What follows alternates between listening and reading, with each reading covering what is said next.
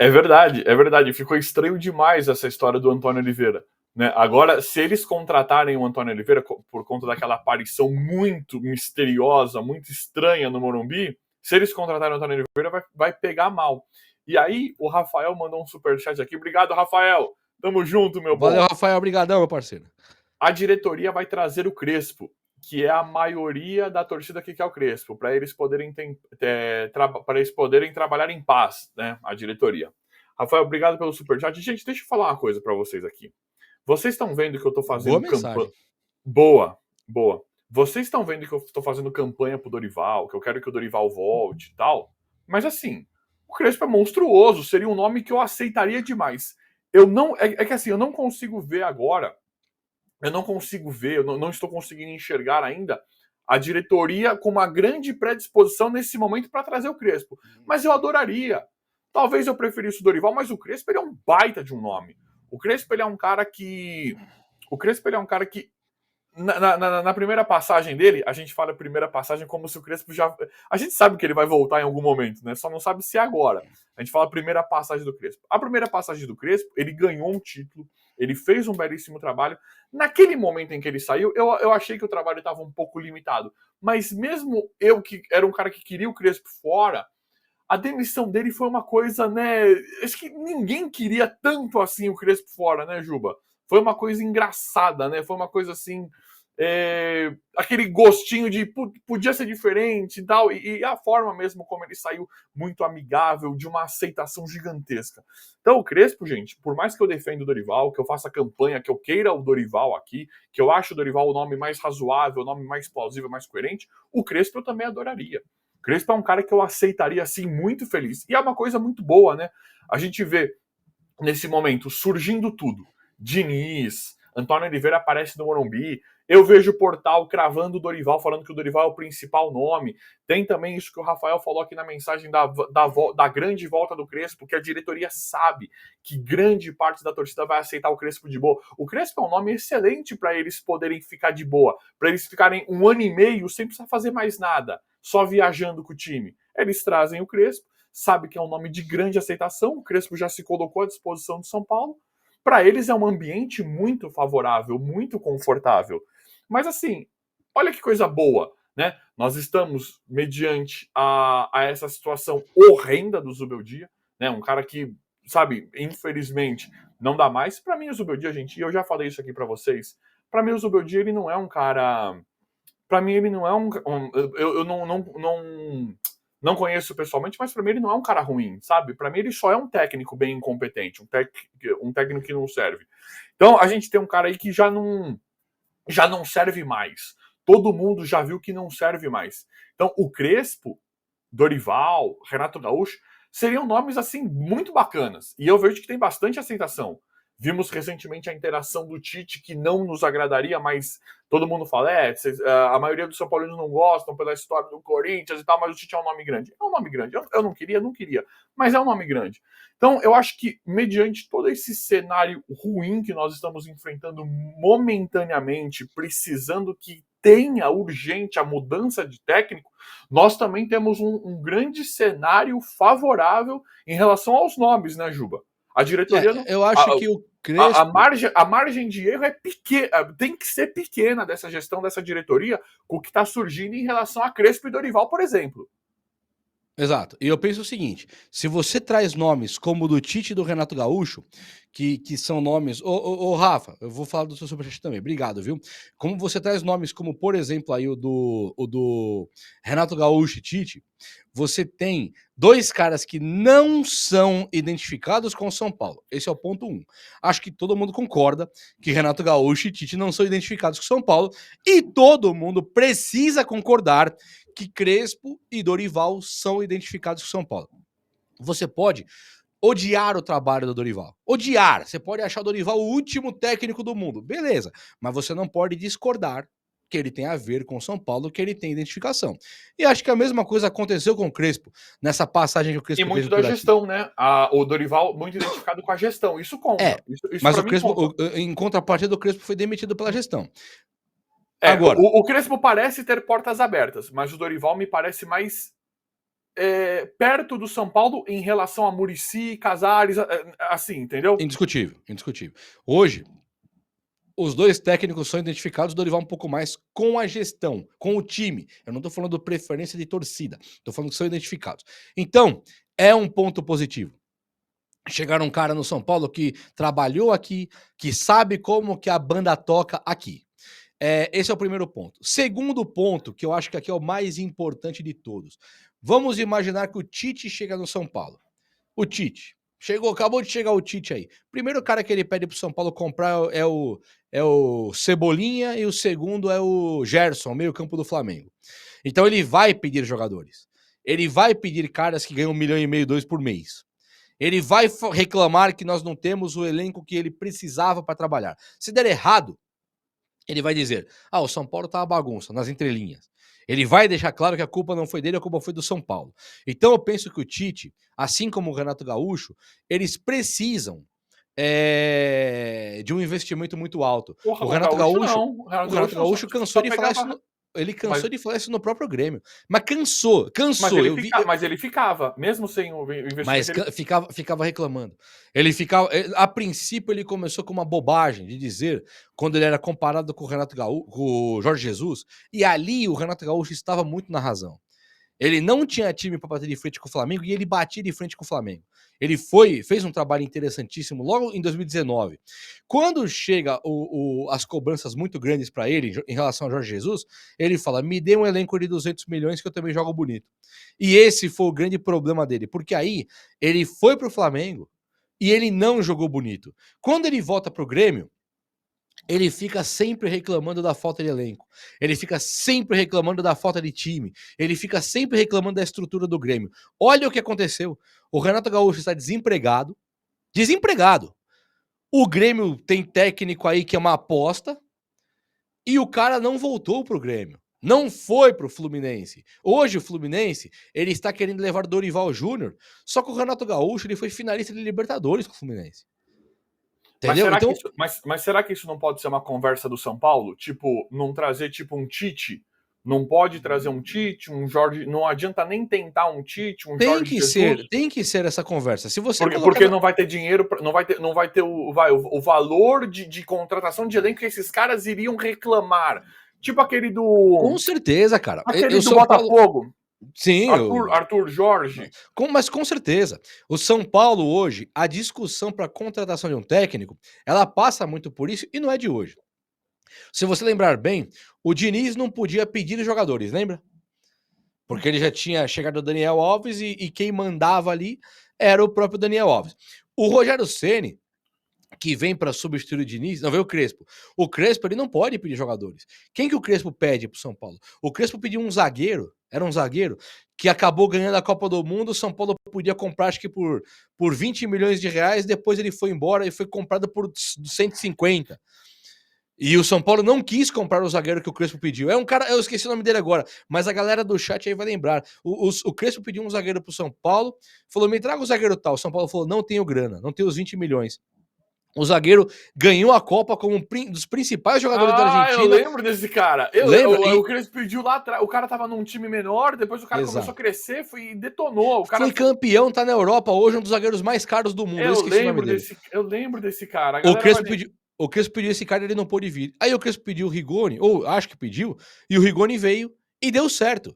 Então, assim, quando um técnico chega no São Paulo hoje, ele é um técnico que ele já sabe que ele não pode pedir jogadores. Esse Zubeldia, Rogério Ceni, os caras não podiam pedir ninguém. Tanto que pro Rogério chega o Marcos Guilherme e chega o David, né? Então, Enzo Fernandes, é esse mesmo. Não era zagueiro, era volante Enzo Fernandes. Obrigado, Pedrão. É isso mesmo, Enzo Fernandes. E aí, do nada, o São Paulo diretoria já deixa claro isso, que o técnico não vai poder pedir jogadores. Então, por que o Renato Gaúcho ou o Tite, que não tem a menor identificação com o São Paulo, viriam para o São Paulo? Eles não viriam. Isso tem muita lógica, muita coerência que você está falando, e só atesta que os nomes mais ideais seriam o Crespo ou o Dorival mesmo, que viriam entendendo, já conhecendo a casa. Já conhecendo a casa e entendendo o momento de São Paulo. Eles sabem como é que funciona, porque o Dorival não reclamou ninguém. Talvez seja o perfil do Dorival o Dorival chegou e falou: não precisa trazer ninguém, eu sei da situação, só não vende ninguém, só me deixa com o time, só me deixa com o elenco. Pode ser uma situação parecida com o Crespo, como o Rafael mandou aqui. E, gente, assim, de novo, o Crespo, e aí que eu falo, Juba, é estranho falar isso, mas nós temos dias felizes. Pelo menos a situação de técnico atual, com as movimentações que nós estamos vendo, finalmente, ainda bem, são favoráveis. Temos uma situação iminente com o Dorival e com o Crespo também, que para mim, de novo, gente, o Crespo para mim seria um baita nome. É um técnico que, além da identificação, para mim tem competência também. Eu prefiro o Dorival, mas o Crespo para mim teria competência e eu aceitaria de bom grado. Eu acho que o São Paulo está num norte bem bacana com um novo nome aí. Uma coisa é verdade. Antes de eu ler aqui do Pedro, uma coisa é verdade. Se o Dorival assume um Fluminense hoje e o São Paulo contrata o Crespo ele vem para passar 2 anos aqui. Aí não vai ninguém poder. Se ele voltar agora, ele volta e fica 2 aninhos aqui. Com esse novo, essa diretoria bancando tudo bem que o Ceni é um nome muito forte no São Paulo, mas o Diniz ficou muito tempo. É um novo cenário. O Aguirre não merecia ter sido mandado embora da forma como mandou. Mas a diretoria, de uns, sei lá, 4, 5, 6 anos para cá, adotou uma nova forma de esperar muito para demitir técnico. São Paulo demora muito para demitir, ou para mandar embora, ou para pensar em mudar. Depende, né? O Carpini e o Crespo foram mandados embora rápido, né? Mas o Carpini seguraram até muito mais do que deveria. Você fala em rápido. Carpini foi melhor que o Zubeldia. Lê pra mim esse superchat do Pedro. Obrigado, Pedro! Mas o Crespo, ele ficaria pelo menos durante 2 anos. Poderia fazer um trabalho... Porque se o Zubeldia ficou 1 ano no São Paulo, se o Zubeldia está 1 ano no São Paulo, vocês imaginem o Crespo. Porque o Zubeldia é um cara que ninguém aguenta mais olhar. E não tinha nenhuma identificação, não tinha nenhum passado. O Crespo, acho que concordo com você, a tolerância seria muito maior. Obrigado, Pedrão, Pedro. Aí, ó. Valeu, Pedro. Superchat. Obrigado, gente. Obrigado pelo superchat aí, quem tá mandando. Valeu. Eu coloquei até uma meta na live de superchat lá. Acho que eu coloquei 5 superchats em 1 hora, se não me engano. E quem quiser mandar aí pra bater a meta, valeu. Obrigado. Coloquei de R$2 também, de 5. Põe uma meta de 280 superchats na live, Juba. Boa. De manhã, né? Valeu, obrigado, Pedro. Lê pra mim essa mensagem do Pedro, por favor. Vamos ser sinceros. Lê aí. Vamos ser sinceros. Calça apertada vai cair amanhã barra quinta, amanhã ou quinta no máximo. Quarta, né? Quarta ou quinta no máximo.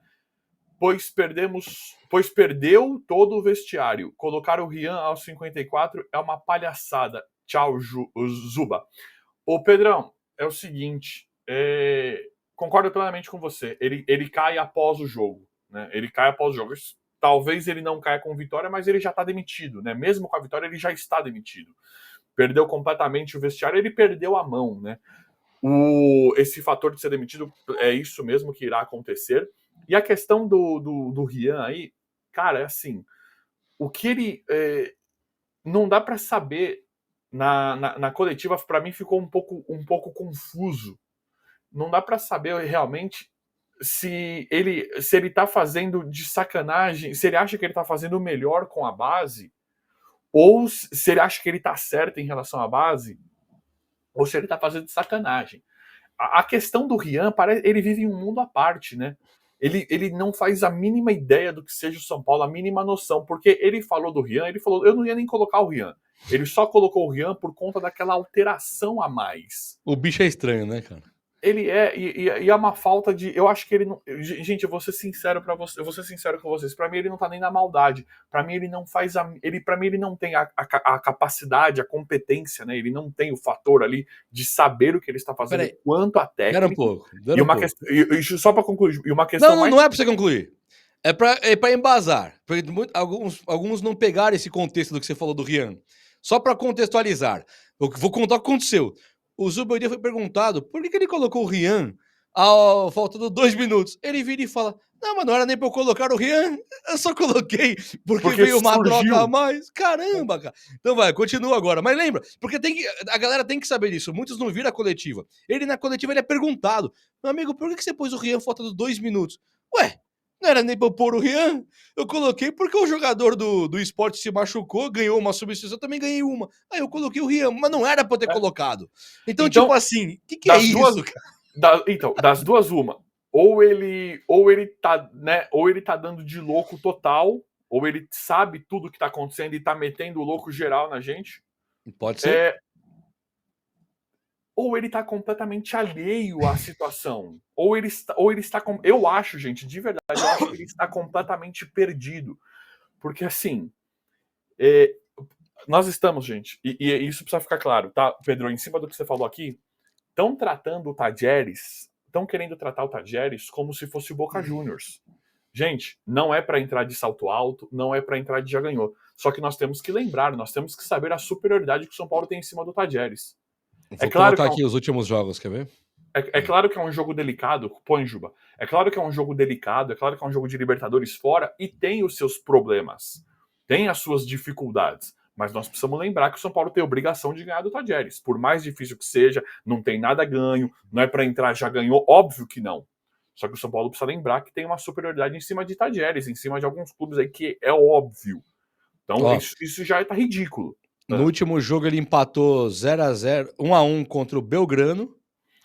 Depois ele empatou em 0x0 contra o Godoy Cruz. Aí ele tinha aqui na Copa da Argentina, aqui ele perdeu para o Deportivo Armênio, Clube Deportivo Armênio. Ele empatou com o Sarmiento em 0x0. Empatou com o Rosário em 0x0. Ele foi eliminado por um time de Série C, falaram, né? Foi eliminado esse Clube Deportivo Armênio que foi para os pênaltis. Ele perde nos pênaltis por Deportivo Armênio. Então ele não ganha também tem um tempão já. Então, aí você falar de um jogo difícil contra o Tajeres, isso não existe.